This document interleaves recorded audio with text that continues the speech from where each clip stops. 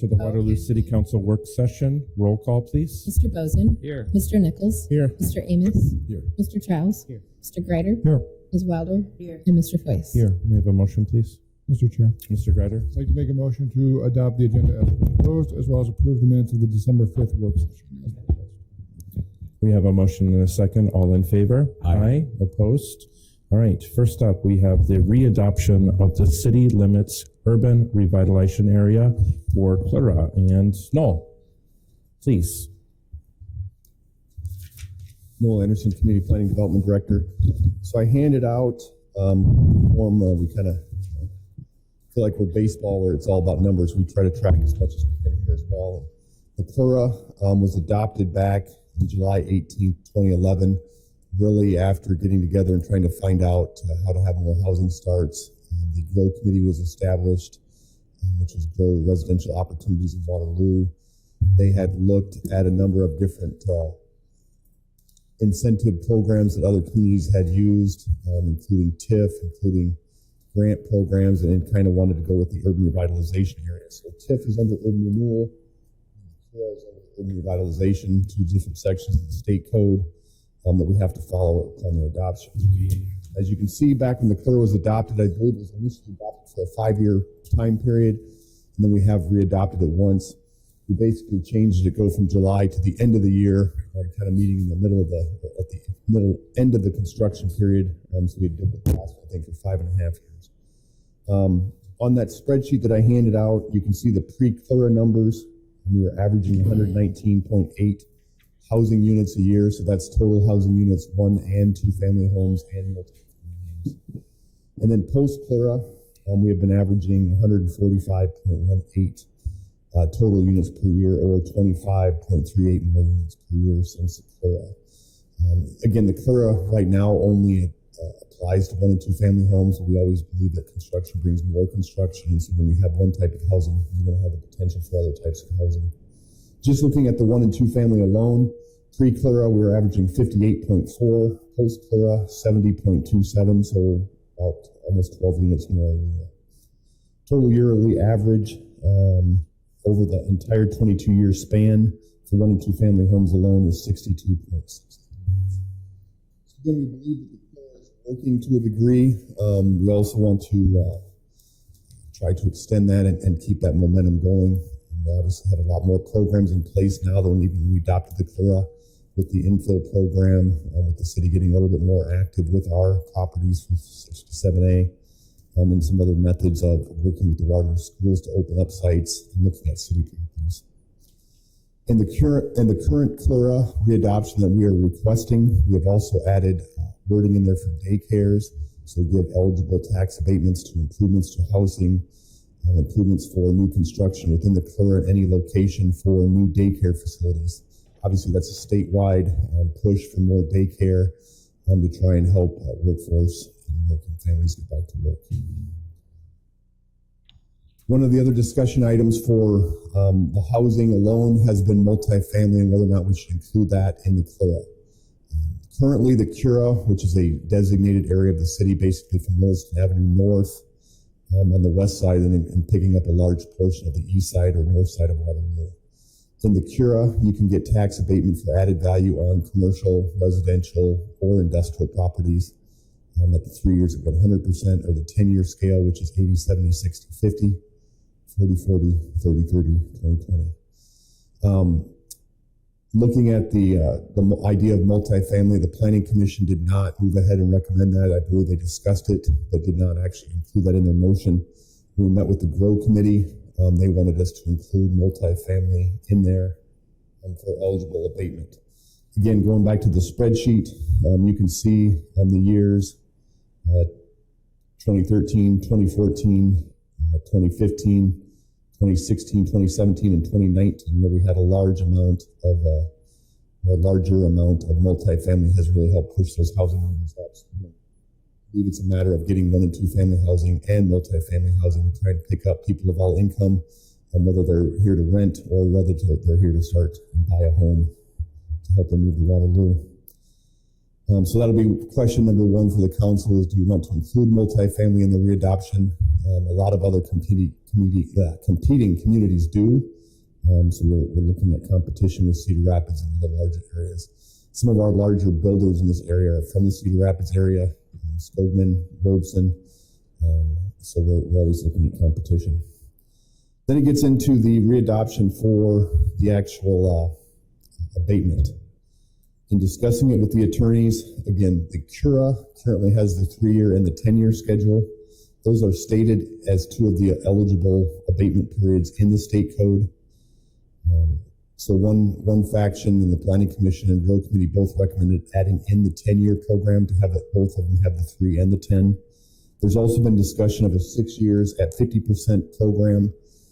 If we wanted to have the 6-year one, since that's not in the state code, we would have to not have the 3-year or the 10-year in the CURA and only have the 6-year.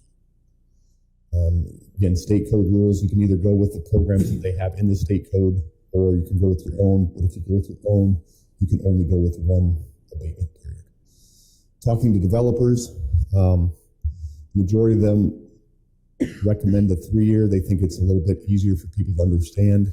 I know that there's been concern with that 4th year and kind of the sticker shock of having the larger escrow payment or larger tax amount due for different homeowners, which is why we're happy to hear about the idea of adding the 10 years so they could choose the 3-year and the 10-year. In the CURA, we looked back at the statistics. They're about 50-50 in terms of what people choose. Again, they're given the option of which one they want, but we could have the 3-year and the 10-year in there. There is also talking to some financial bankers, when they are qualifying people to be for homeownership programs, mortgages and all that, revenue sources over a 5-year period, they can count as a revenue source. So the 3 years doesn't necessarily help them qualify. If they signed up that they were going to go with the 10-year tax abatement schedule, that might actually help qualify more people for homeownership. So we're looking for some council feedback as to how you'd like to proceed.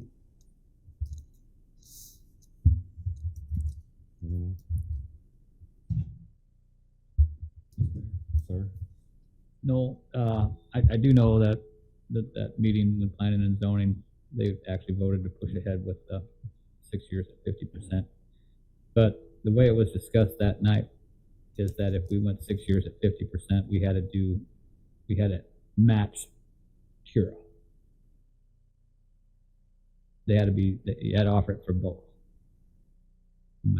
And since we talked to the attorney some more, we can either choose the ones that are in the state code, or we can choose our own abatement schedules. If we choose our own, we can only have one. So at one point it was talked about having the 3-year and the 6-year, and then it was talked about having the 3-year and the 10-year. So the 10-year, is it the same thing as 3 at 100%? No, it's actually more. It adds up to about 540% over the 10-year period. So you save more with the 10-year. So we actually get less taxes. That is correct. But it eases people into the idea of paying full taxes. I mean, and when you say we get less taxes, I mean, they get more percentage abated. You have to assume, too, that a lot of houses are going to appreciate in value over that time period. So if they think they're going to save more, they may build a slightly larger house as well. Well, how often does the county reassess houses? I believe every 2 to 4 years. Because that's when they would find out whether their home value increased or decreased, correct? Actually, that's correct. Right. Okay. So that being said, because right now on our 3 years at 100%, you have the sticker shock. I know that people on the Planning and Zoning Commission had queried people that were under that program, people that they knew, and every one of those persons said they would have taken the 6 years at 50% over the 3 at 100% based on the big tax bill in year 4. So would there be a way to structure the 10-year program so that it was closer to apples and apples when it comes to the? No, we have to keep it the same as what the state code has it. That is the state code, the 80/70. Okay. That is correct. All right. Sir? I don't have anything else, sir. No, I understand what Councilman Wilson is saying as far as us teaching people a sticker shock, but didn't I hear you say that with the 10-year program, there's potentially more opportunity for people to become homeowners? Yes, talking to Bill Ty, the mortgage guy, specifically was the one that I talked to kind of more in detail about it. Good free advertising for him, I guess. But yeah, he was talking about in their qualifications for people to go after mortgages and all that, be pre-qualified. They can start to count that as a revenue source and it's something like that. Mr. Mayor. Sir. So, no, ignorant question, because it's been a while since I'm not buying or building a new house, so I'm not. But you can, I haven't. I know, I can. So, how do we get people to understand the potential where if they do the 10 years, they may be better off financially than doing the 3 years? I haven't looked at it for a while myself. We have a frequently asked questions sheet that goes with the Cura sheet right now, so we could definitely add that to the Cura sheet to basically show them, hey, well, here's the two differences in different programs. Obviously, if you think, hey, I have a job here, I'm building a brand new house, but I may move in 5 years, maybe you want to go with the 3 years to take full advantage of yourself. At the same time, if you choose the 10 years, again, it would transfer to a new buyer would be able to take advantage of the remaining years of the abatement if you chose the 10 year. So I think that's part of people's thought process sometimes is how long they think they're going to be in the house too. So with that, then, if you're gonna, and I appreciate that being added, could you, lay it out graphically for them? You know, where you take, I'm assuming, let's just use 250,000. Lay it out for that, because if you're building a new home right now, that's probably pretty close to the minimum that you're going to be spending on that. And I know in the past we've had on the counter, we've had examples of, hey, if this is the price home that you're building, here's what your savings might be. Okay. This is levy rates and things like that can change. So we can put some more examples of that in there so they can see the differences of, hey, here's this housing, and if you choose this, you choose this. Sure. Thank you. Mr. Mayor. Sir. So, no, one, I'm super excited that we're finally going to get the child care piece in there. I know that's going to make us one of the cutting edge cities on that. So thank you to your staff and you for all your hard work. To your questions, I would say since the state wants us to choose, I would choose the one that gives folks the most options, so the 3 and the 10. It does give folks that runway if they are concerned, but it also gives them the most options rather than just floating the 6. On the multifamily, I would be in favor of that because housing density is really important. It's important as we consider budgets and how many resources we have for fire and police and all that type of stuff. And we know that folks in my generation and Gen Z are more willing to buy based on location rather than size. So I'm all for density and including multifamily in that program. Just as a note, I think we were excited at one point to be able to offer the 3 year and the 6 year and the 10 year. And unfortunately, that's not the answer we have to make.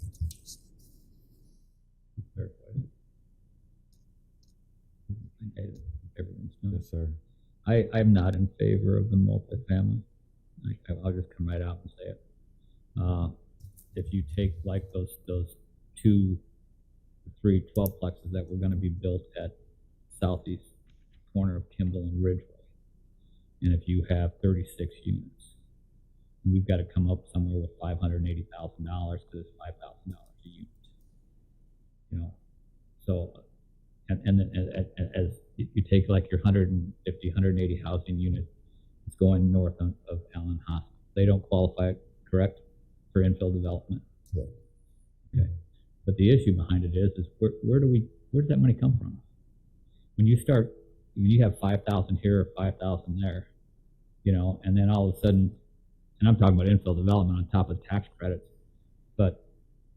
and I quoted tax credits, and I quoted infill development, I'm sorry, but the issue is that we were trying to bring this into multifamily dwellings into infill development, trying to bring them into Cura. They're already in Cura if they're north of Williston. But as we start taxing on more not handouts, I apologize for saying that, we tax on more incentives on larger units, we need to come up with more money. We're going to need to borrow more, correct? No, that those incentives come through our CIP funding.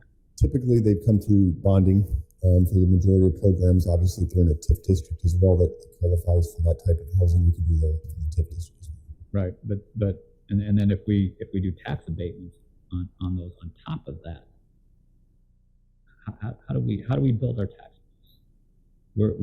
We sit back and say, go over to the courthouse and they say we got to build neighborhoods.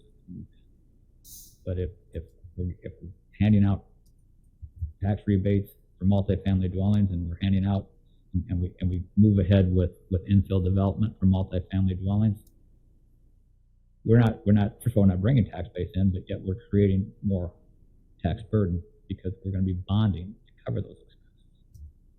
So I'm a no on that, but say I'm just one person.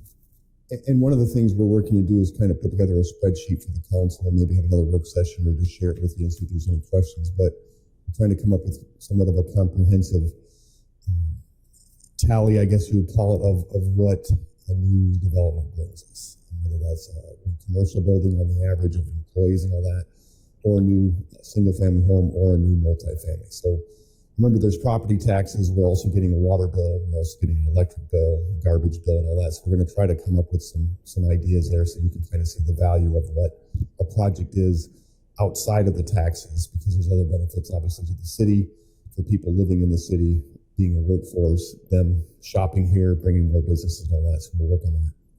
I would appreciate that because I'm really excited about that North Crossing 150 plus units. Okay, but I don't think we're going to get 150 families from outside of Waterloo moving in. I think what we're going to get is some people that are living in moderate rentals that will take that opportunity to get the credits and the low to moderate income pricing for these units and move into new units. And I'm afraid we're going to create blighted areas where we're going to have a bunch of homes that are going to be sitting for rentals that are going to be sitting vacant. And I understand we're bringing in stormwater fees and I understand water usage, but if we bring in 20 families into 150 units and then we also relocate 130 families, then we've got 130 empty units sitting somewhere that could end up on our 657A rolls someday, and that concerns me.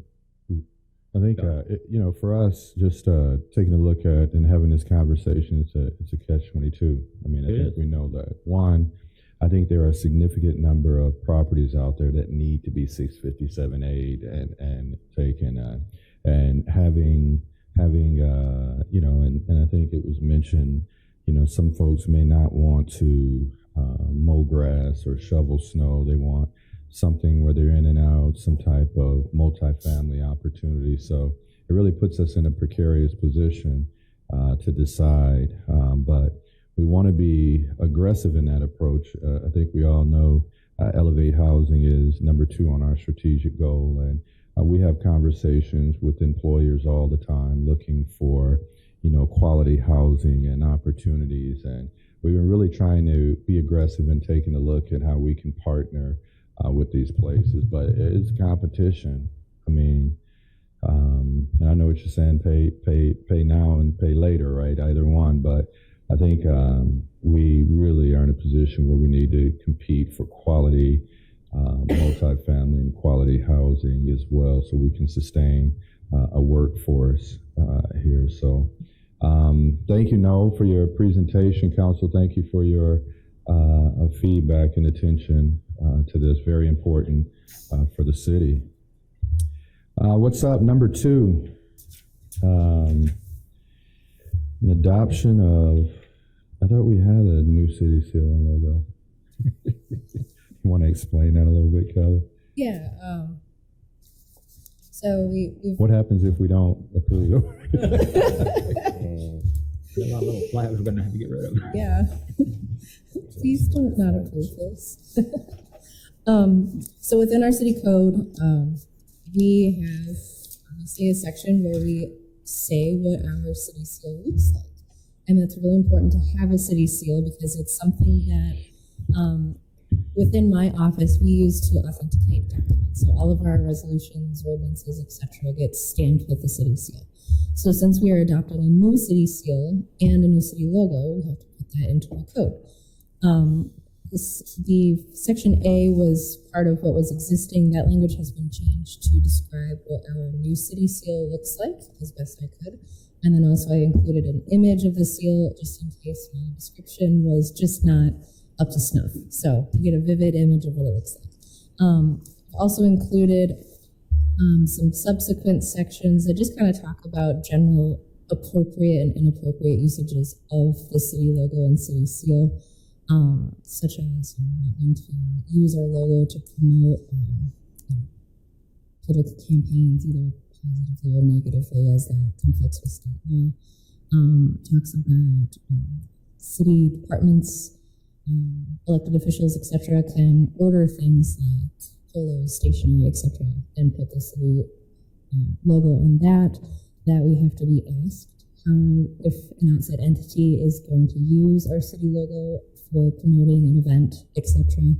And then also the city departments that have their own logo would have the ability to make changes to that logo when they go through the mayor's office. So it's a pretty straightforward ordinance. Are there any questions about it? And then let me add some context. I wanted to get the basis. And so we did a pretty lengthy strategic 2030 vision plan. And within that vision plan, number one, the vision plan, of course, was adopted by all of us, well, those that can vote, for the 2030 plan. And number one was flying the W. And for us, you know, that means being able to tell the story of the city of Waterloo by creating something fresh and something new.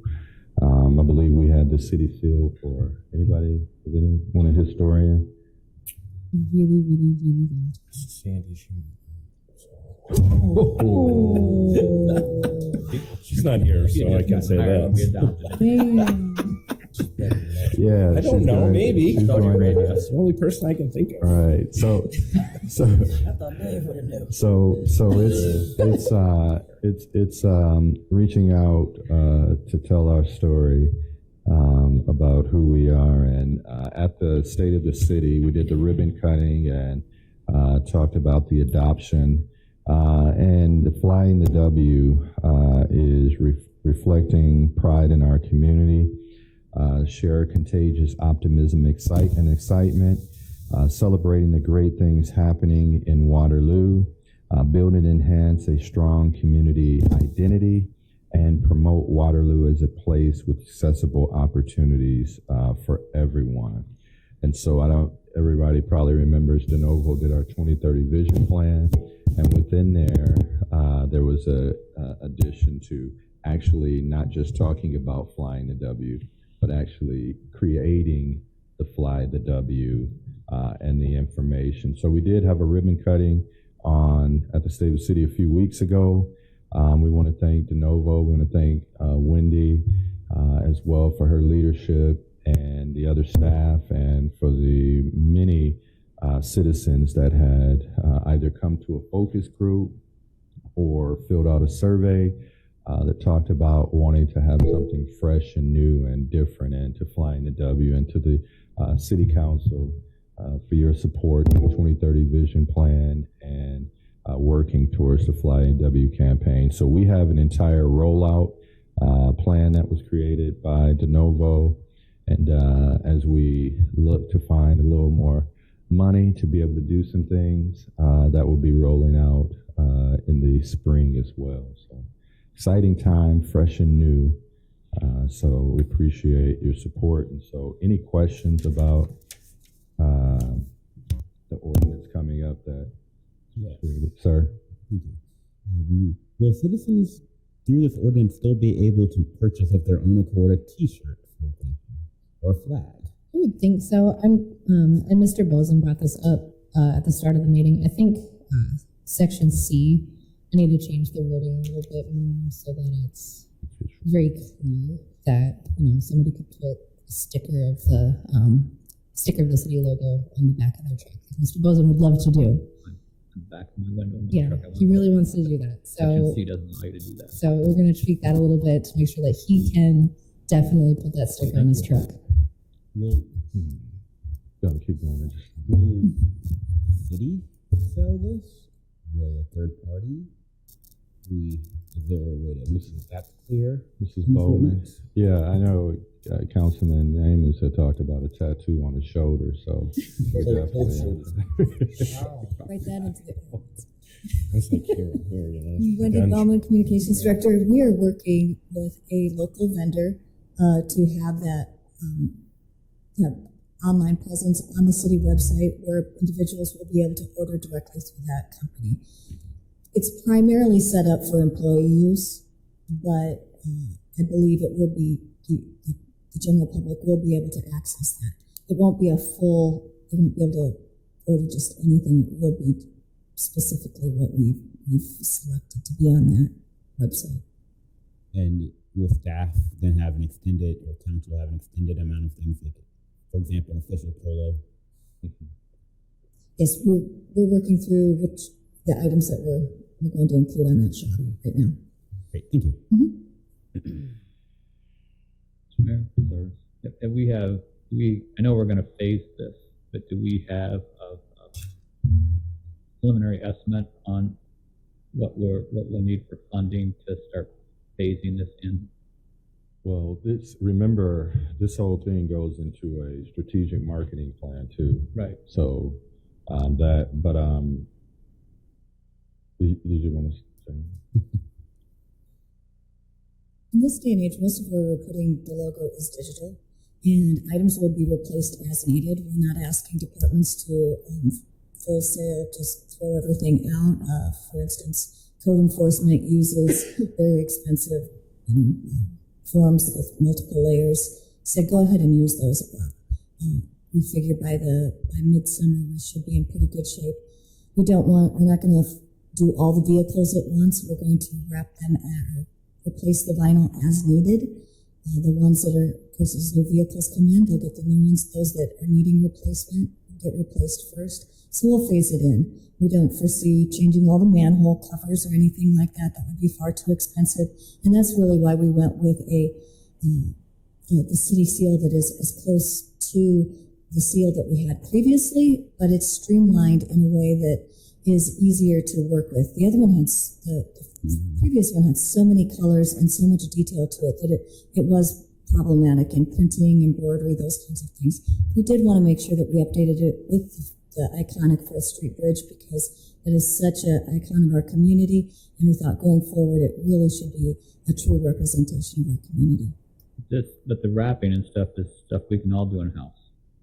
Yes. I mean, because Sandy's guys have all the equipment to do things like that when the vehicles come in, or even, as if we damage a vehicle and have to do some body work. And then Leisure Services has a timeline for reviewing all their park signage. So as those come up and need to be replaced, they will incorporate the new branding as well. So I take it we're just going to avoid all the new branding of all those expensive signs we put along University Avenue. That's why we kept it as close as possible Okay. to the old seal. Okay, thank you. Thank you. And thank you for everything you did too for this. Council, anyone else? Thank you. Discussion of changes to the credit card policy. Ms. Bridget.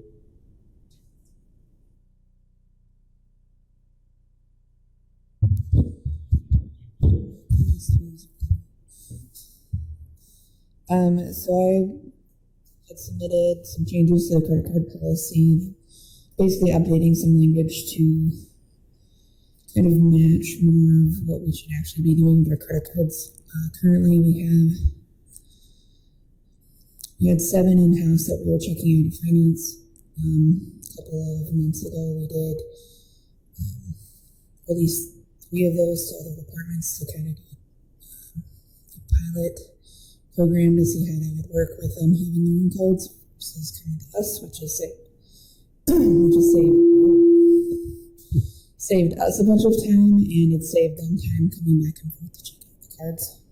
This would have the department heads or elected officials approving people to use the cards within the department. The card would be issued to that person versus the generic city card. That way, any of the charges would be the responsibility of that employee.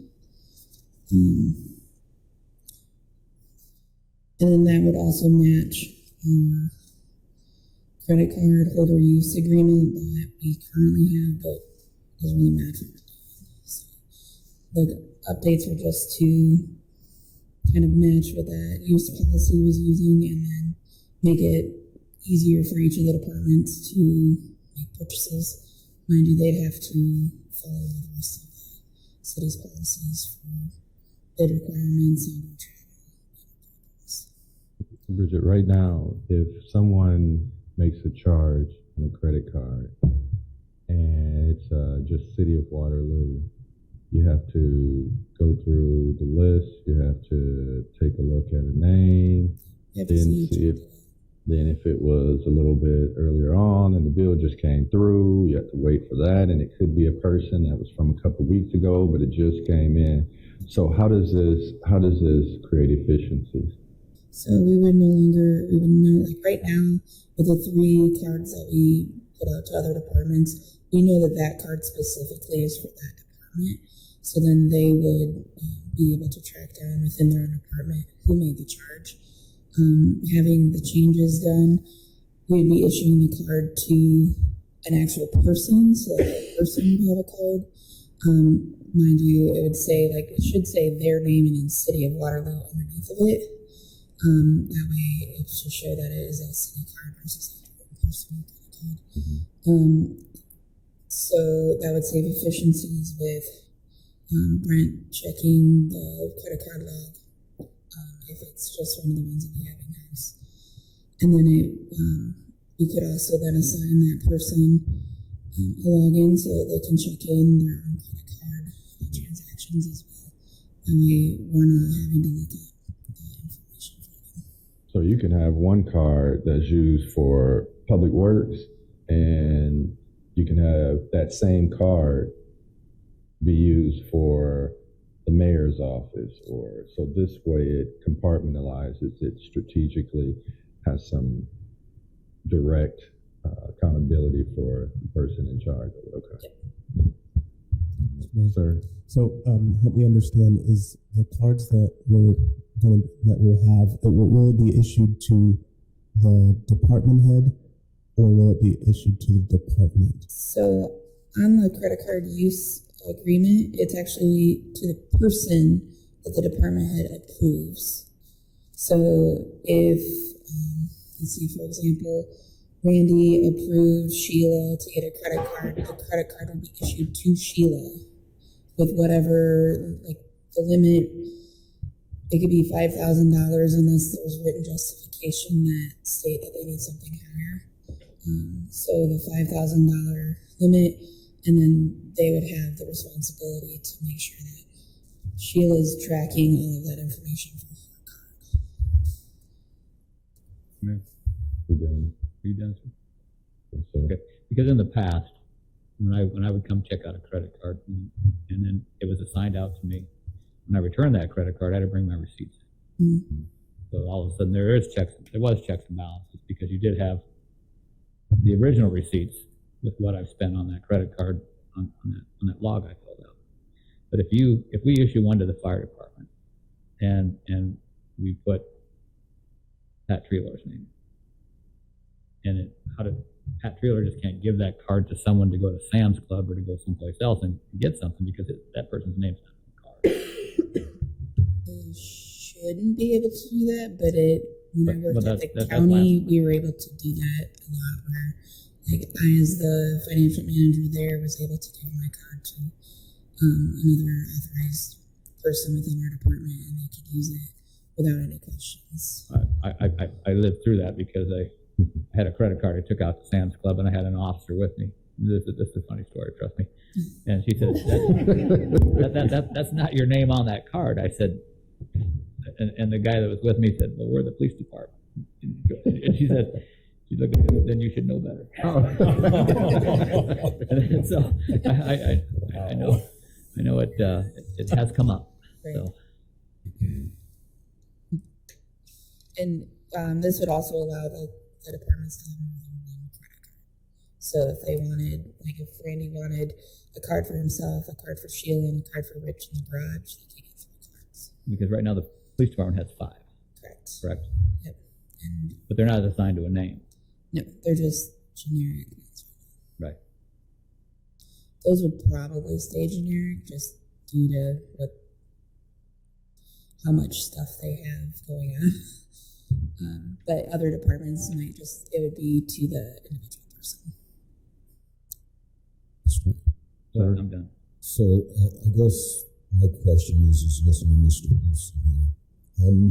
Is there a way to, like, if a person has a credit card issued in their name, to make it to where they are the only one exclusively that can use that credit card? Because otherwise you're getting into issues that could create problems in that.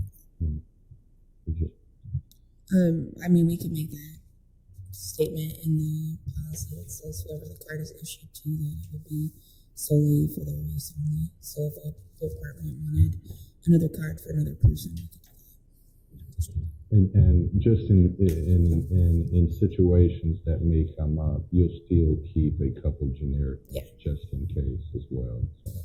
We'd still keep the people for our office right now in case anything were to happen, that somebody lost a card and needed one right away. We could go through the process of getting one replaced and have them have a spare for the time being. And will they have to supply receipts or no longer? Yes. So, still some. Detailed receipts and invoices still. You never know how much you need to have the ability to use credit cards until you have a large scale emergency. Mm-hmm. We need to start buying things Right. right away to help mitigate those problems. Mm-hmm. The other thing is too is that I'm also looking into some purchasing card companies. Since, like right now, our cards are just regular credit cards with Farmers Bank. So I was looking at talking with JP Morgan, Chase Bank, and Regions to see what their purchasing card program is, because there are some rebates that you can get having that purchasing card program that then can go back towards the city. Just one more question. I just have one more, and I don't want to drag this out, but so with our 2 meetings a month and on the cycle of the credit cards, do we end up incurring interest?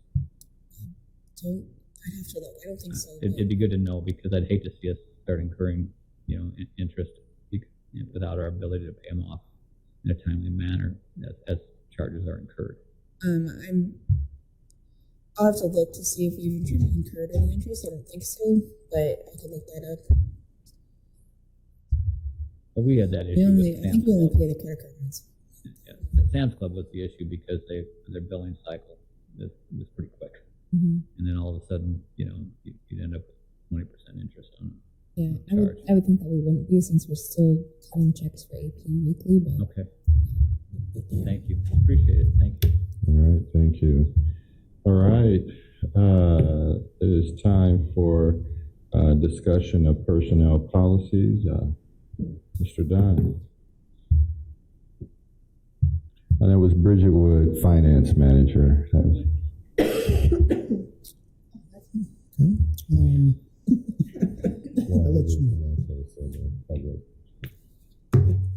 I'll let you start. sure. Well, let's see. A couple months back, actually, we had on the agenda a discussion adoption of a new employee handbook, and inadvertently forgot to schedule the work session that was supposed to happen before we had the vote on the new employee handbook. So this is now that time where we were going to sit down and discuss personnel policies. Right. Council wanted to have the opportunity to do that with human resources. Here we are. Right. And just to kind of continue on that, the employee handbook and the personnel policies are somewhat of a different entity.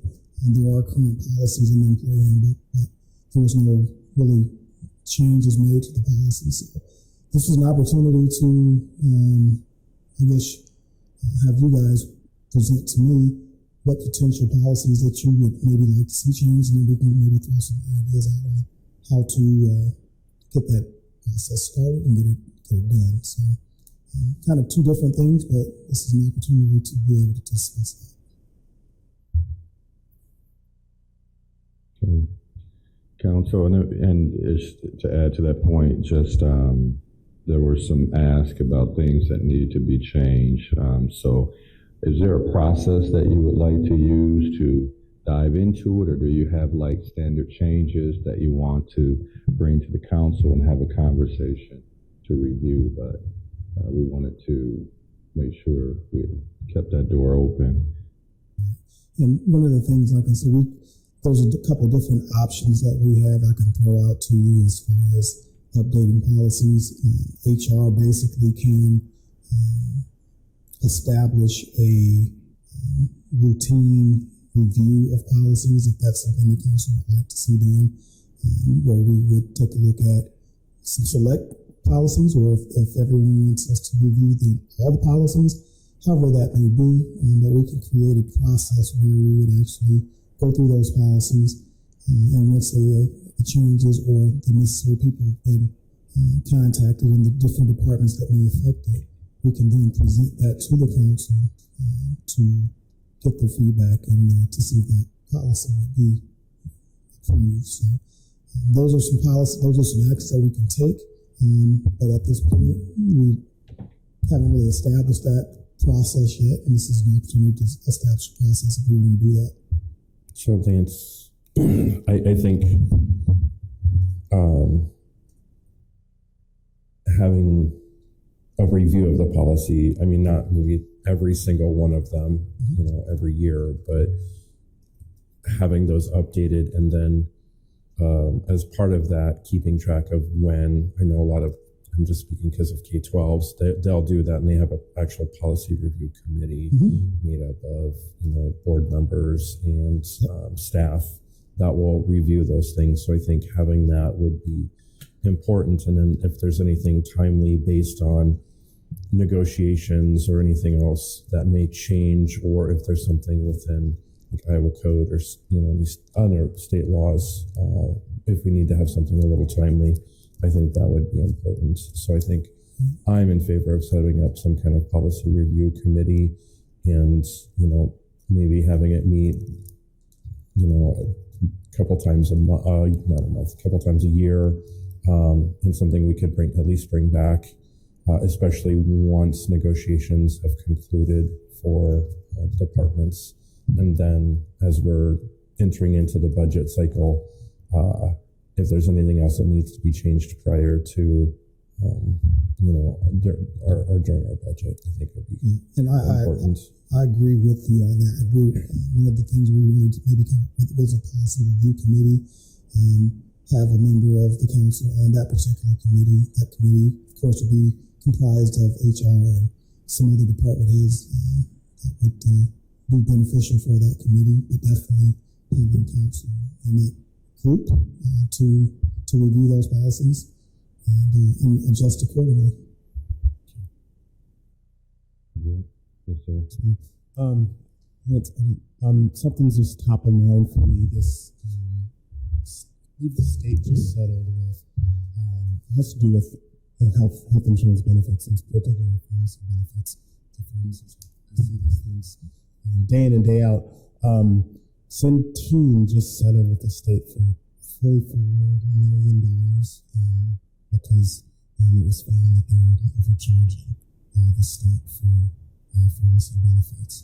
Do we have a process within our system to review the pharmacy benefit and whether or not we're being overcharged as a city for benefits? We have our third party group that we work with. We just actually changed not too long ago. I think it's EMC. And basically, if any review of changes or anything like that take place, we would contact them, reach out to them, and make sure things are in order. They usually, I know before, they do a pretty good job of identifying when that happens, if there's a change, if there are mistakes. We're actually in the transition period now, so things are going from one third-party provider to another. So that was one of the issues, is making sure they got all the information transferred over.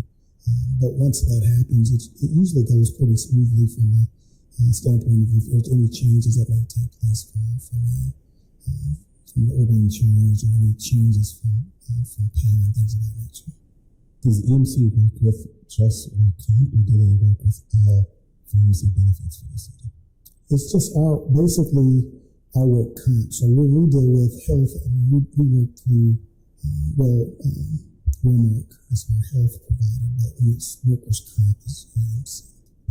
And when I was thinking about this, I was thinking it's just something to look at, especially since it's a very large dollar amount. So basically, Wellmark would be our normal health benefits, and then workers' comp would deal more with the EMC from that standpoint. But from a benefit standpoint, it's mainly going to be Wellmark, and it's our health coverage. All right, council. 30 seconds. All right.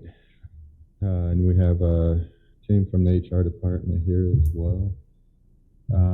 Now we have our 2030 vision plan update. And if you would oblige me, Mr. Youngblood.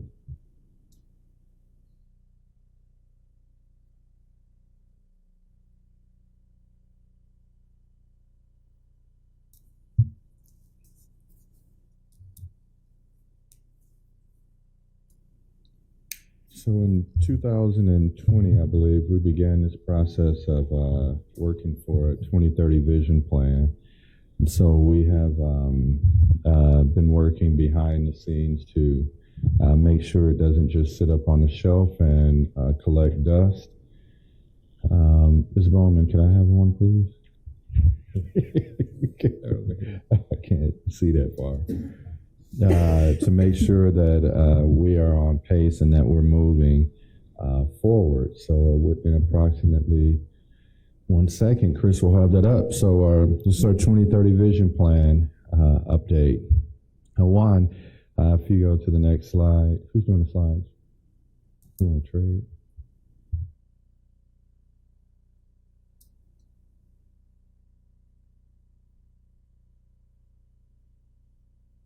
All right, so as you remember, the tagline for our plan is Waterloo is a community of opportunity where everyone can prosper. There were 8 big ideas during that time: Flying the W, Elevate Housing, Celebrating Connecting Neighborhoods, Waterloo Works, number 4, number 5, Crossroads Double Down, Power Up Downtown, Sports Town USA, and HR was number, oh my God. Let's see if they were listening. And then number 8 was Community of Opportunity. And as you recall, we had, since then, we've had several different meetings to talk about the strategic vision, from the Grove Cedar Valley Community Development Board to the Cedar Valley Leadership Institute, United Way, Waterloo Community Schools, Waterloo Development Corp, NAACP, Executive Branch, Main Street, Waterloo, Grove Cedar Valley Executive Board, Metro Founders Intercom, Waterloo Rotary Club, Waterloo Exchange Club, the State of the City, and also with our joint funders. Just to that particular point, soon after, we had a meeting with, I don't know, maybe about 20, 25 funders at the Elks Club to talk about the vision plan, and they met in different task groups to see which piece of the strategic vision that they believed that their priorities were aligned to. So with some of them, we continued that conversation. Number one is flying the W, as we just finished talking about adopting the ordinance and creating the W. For those that are watching, the Chicago Cubs had this thing when they have a win, then they fly the W. So that W they were flying actually was for Waterloo. So instead, we created our own stylized W, colorful one, and I kind of talked about this a little bit earlier. We also have another slide and our city seal as well, which we spoke about a few minutes ago, that's adding the 4th Street Bridge. And so underway, we are launching the plan, and part of it was executed at the State of the City. And there's a development of an online apparel store, which Wendy talked about a little bit earlier. Also, we developed the flag, developed a flag program for spring of 2023. And then our park signs, vehicles, office supplies, all those things will be replaced as needed for the Flying the W campaign. Number two is elevate housing. We just had a lively conversation about the CLURA and CURA and about incentives, multifamily residences, and as such. But the goal of this is to create an organization that's focused on investing in middle at-risk neighborhoods with home improvement loans and mortgages. We actually, I almost said flew to Des Moines, drove to Des Moines to meet with Invest Des Moines and their Neighborhood Finance Corp to take a look at out-of-the-box models that help with elevating housing. So we're working on developing a business model, a budget. We're analyzing data with this task force that includes Habitat, Otto Schweitz, Black Hawk County, local banks and city staff and Councilman Nichols as well. We're analyzing selected neighborhoods. It will require public and private funding to launch with this goal. We've also simultaneously over the last year created an internal housing policy task force that focused on priorities, code changes, new rental property loan program with community development, and just overall enforcement. We still work with the GROW Committee, and as I mentioned a little bit earlier about some of the CLURA and CURA changes. We've been able to see some new development in infield from the Edison School site to Williston Field to Paradise Estates, North Crossing with the affordable multifamily apartments, Church Row, and the historic Walnut area. So we are moving in that sector.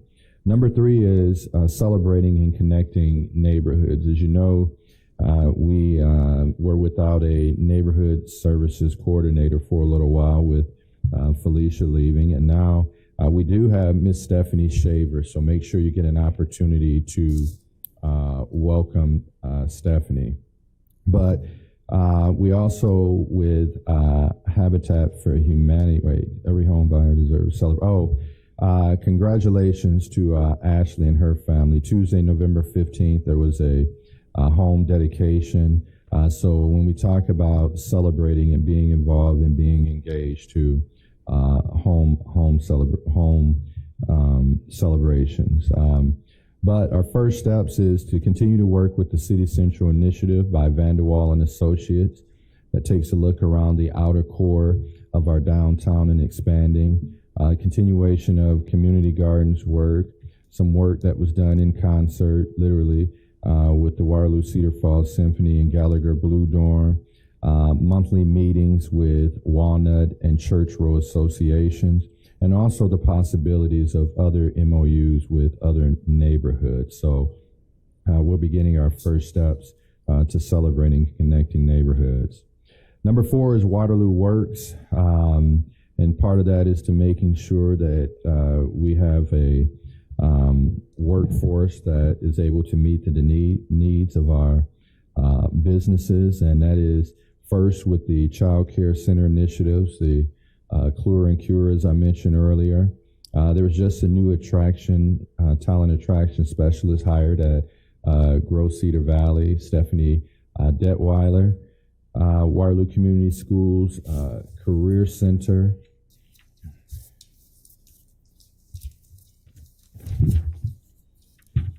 We've been having conversations with Transportation Working Group. So a little while ago, we reached out to Met Transit and some of our local philanthropy groups to see how we can take a look at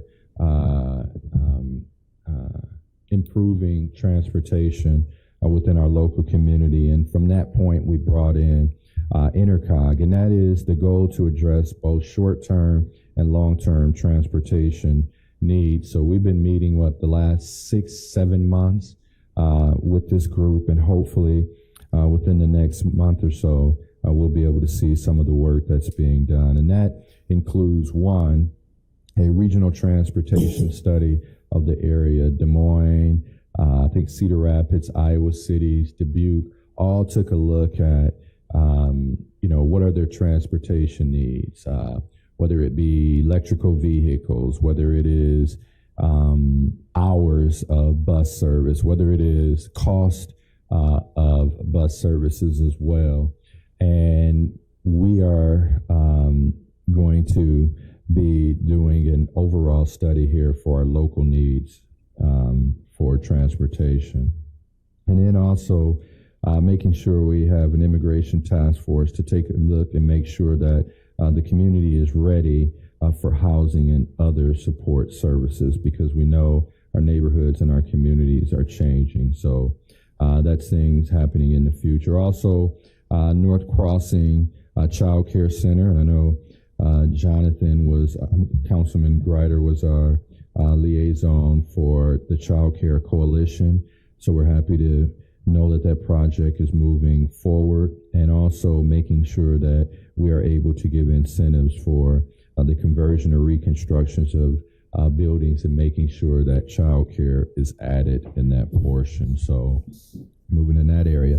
Number 5 is Crossroads Double Down, and you've all been asked about the Crossroads and LaPorte Road area.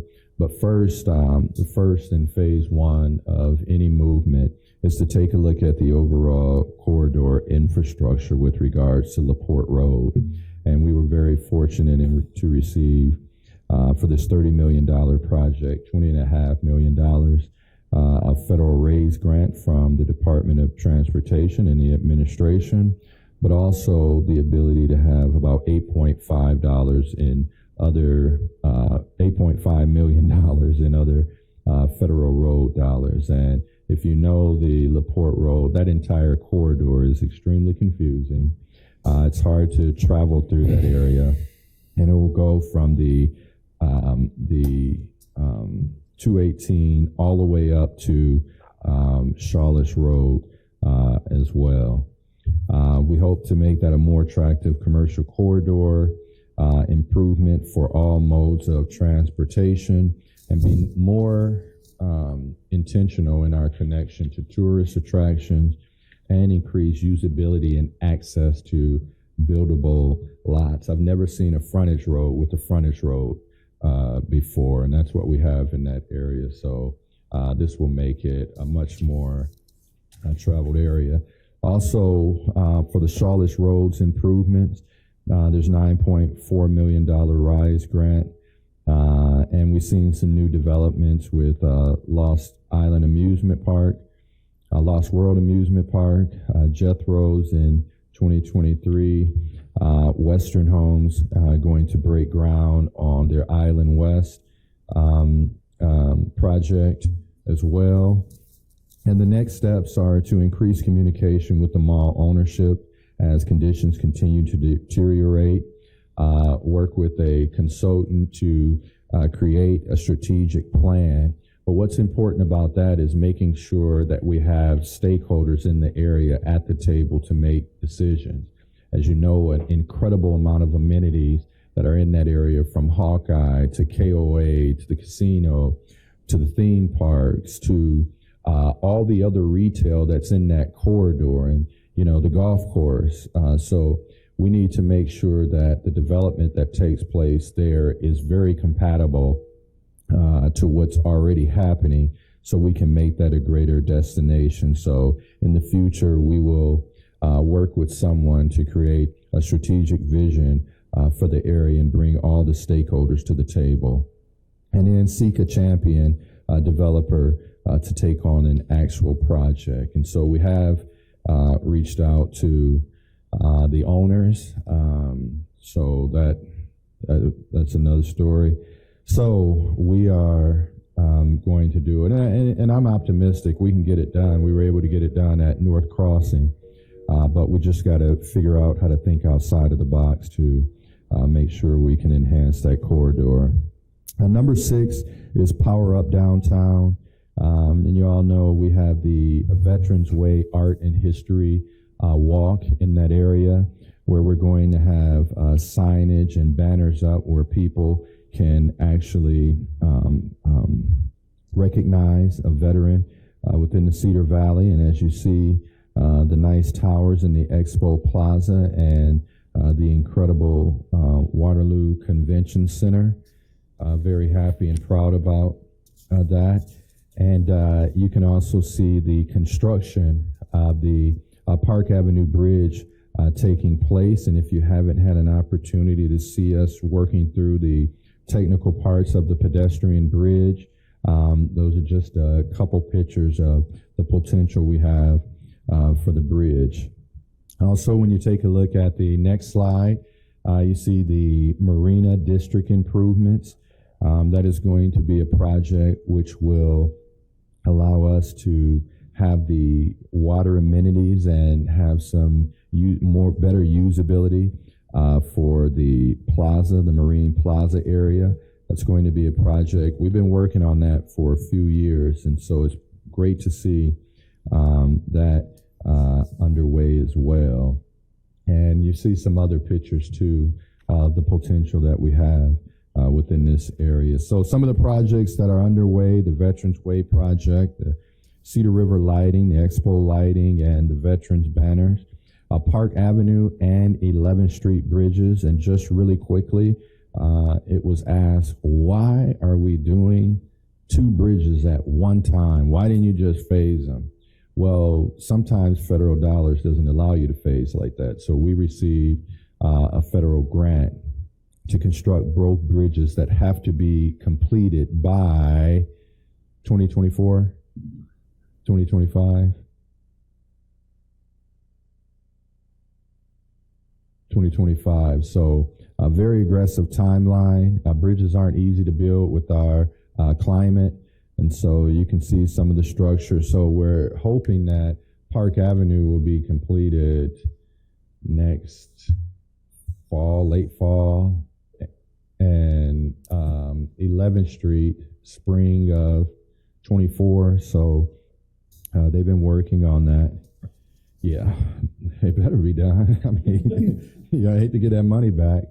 And then we've also been working on a downtown lighting study by Waterloo Main Street and the WDC to kind of figure out how we can light up downtown a little bit better, in addition to all the lights on buildings. But how can we make it brighter downtown as well? The River Recreation Project, the Whitewater Project, which you all know about. We should be hearing some information on that pretty soon, so hopefully that's positive information so we can begin that and have both corridors from our neighboring city to Waterloo with both Whitewater Recreation. The Franklin Street overlay is complete as well, and we are doing a study for the one-way conversions and the Courier Superblock development. We've been trying to have some conversations with the owners of the building, and we are taking a look at charging stations and federal infrastructure bill money to help in this capacity as well. And wanted to also just say quickly, the Sullivan Brother Plaza is still underway. So it's shaping up, but we're hopeful by March we'll we'll have that with the proper portraits and stuff down there as well. So we're moving forward. Number 7 is Sportstown USA.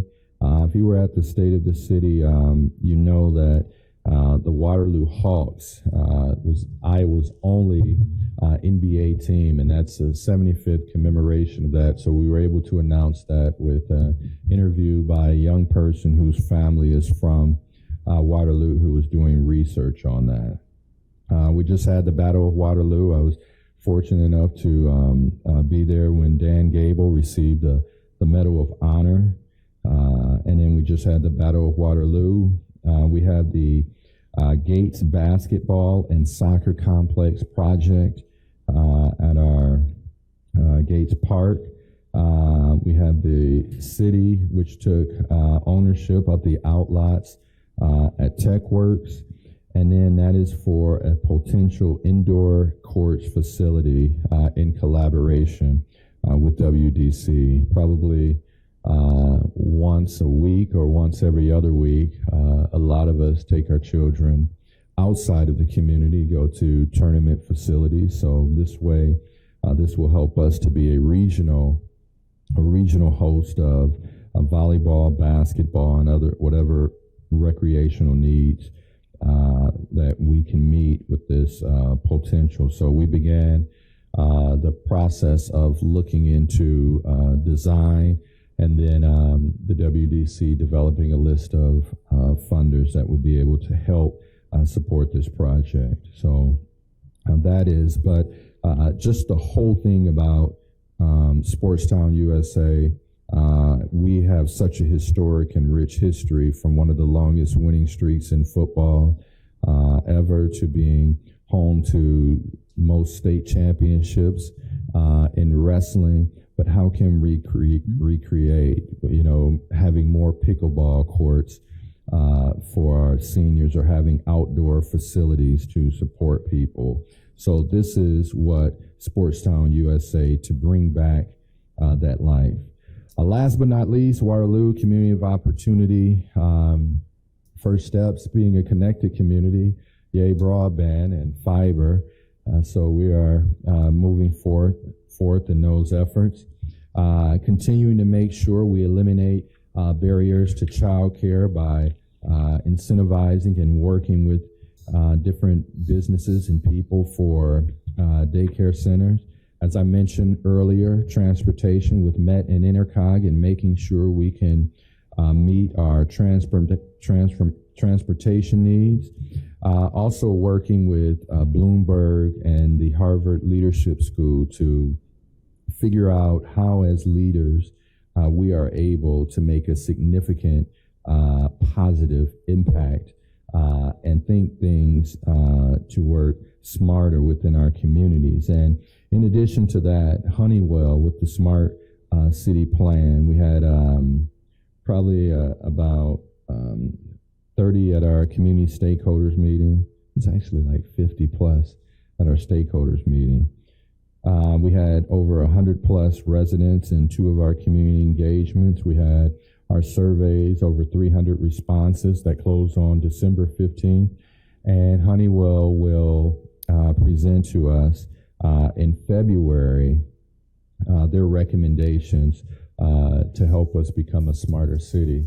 And what's important about that as well, they're not just going to help us to be able to, with the strategic plan, they're also going to help us prepare 2 grant applications, multi-million-dollar grant applications, to actually be able to take some positive steps towards some of the initiatives with the project.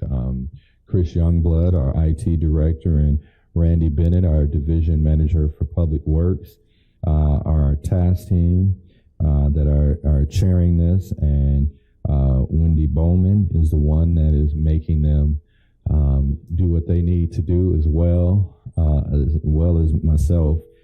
So we've been very engaged in that process of trying to be a smarter city, data-driven decisions, safer city, a better transported city as well. So, all right, that was the update. Any questions, Mr. Mayor. sir? So I'm really glad to see the child care stuff that we've been working on. And you know this, my ward covers the mall. So as we have those conversations, I know that I want everything and my constituents want everything for that area to come forward. I know you guys are working hard on that. On the recommendations from Honeywell, will they come with just 2 recommendations, or will there be a list and then council decides, or do you know? There'll be an entire strategic vision. Okay. And staff is working with them based upon some of the federal granting. Okay. That's what it's based off of. They have a couple federal grants that they're able to work with, highly specific in transportation and safety as well. So we'll take a look at that. And then I think you are the liaison. Who's the liaison for the Crossroads Double Down? I think it's me. I just know Yeah. that we've just Okay. been getting Yeah. going. So I would, definitely make sure that there's communication for that first phase, and that was a very strategic goal of your support for the LaPorte Road as well. And it's definitely, I know, a long term. It's a 2030 vision plan, so I know it. No, we're trying to get that done. I know. 2030. We gotta get those small people though to talk to us. So I understand. Mr. Bozen has been waiting for Charlotte's Road and all those things. We are moving on these projects. Yes, so. no. I appreciate the detour for the last 4 years. I really do. Yes, Mr. Chairman. Yeah, It- well, it does. I remember when living on Boston and having the 63 project for years from. So definitely, it's an convenience, right? Because once it gets done, we'll celebrate and we'll cut ribbons. But during the time frame when it's being fixed, But anyway, other questions, sir? On the Elevate Housing, and Mhm. I know you guys travel to Des Moines, and they have some pretty interesting programs, but am I correct in this, that they actually receive local option sales tax money That is very true. for their housing initiative program? Yeah. I think they generate like 38 million a year local option sales tax. Yeah, and it's kind of interesting too, because the first times I believe they tried for the local option sales tax. City of Waterloo already has it. A bunch of other cities, and they have been maybe one or two of the last counties to They didn't have it, yeah. not have it, right? And so ours, we know, is 100% developed for supporting of roads. But Des Moines was in a very unique situation because just getting it in and getting support, part of their local option sales tax goes to blight elimination and going right back into the community. And, as Dave mentioned, I thought it was even more than 36 million, but a portion of that goes into specific programs for housing as well. So right now, that current funding stream doesn't exist for us in that manner. So we are working with our going to work with our philanthropy, work with CDFIs and banks and credit unions, work with all of you, try to reach out to our county as well to see how we can come up with different funding streams in addition to the community development and maybe pulling the housing authority and other players involved. So we're trying to figure out how to take a strategic team approach. And once that's developed, then we will bring that to the city council and present all of that to you and see how we can figure out how much we want to support those initiatives. But housing, as identified, this is number 2 in the strategic goal, but it's not in any rank and order, but it definitely has to be an incredible priority for our local community. So yeah, and then that also, Mr. Bozen too, and that's why also on the flip side with that housing conversation, trying to figure out, codes, ordinances, things that need to be changed. Also, why the University of Iowa study has some suggestions. Taking a look at our overall website. Yes, we have frequently asked questions, like it was mentioned earlier, but we want our housing website and a resource center online to be one that's customer friendly instead of content oriented. And so, yeah, it's huge undertaking, but we're taking steps, and we have some excited partners too. If you take a look at John Deere, I think their largest philanthropic gift was for housing initiatives here as well, and we've seen Black Hawk County Gaming and other philanthropy come together to do it. So yeah, we're going to need a multiplicity of some new word for me of support, right? So, any other questions? Motion to adjourn? Second. Motion been made with second. All in favor? Aye. We're adjourned.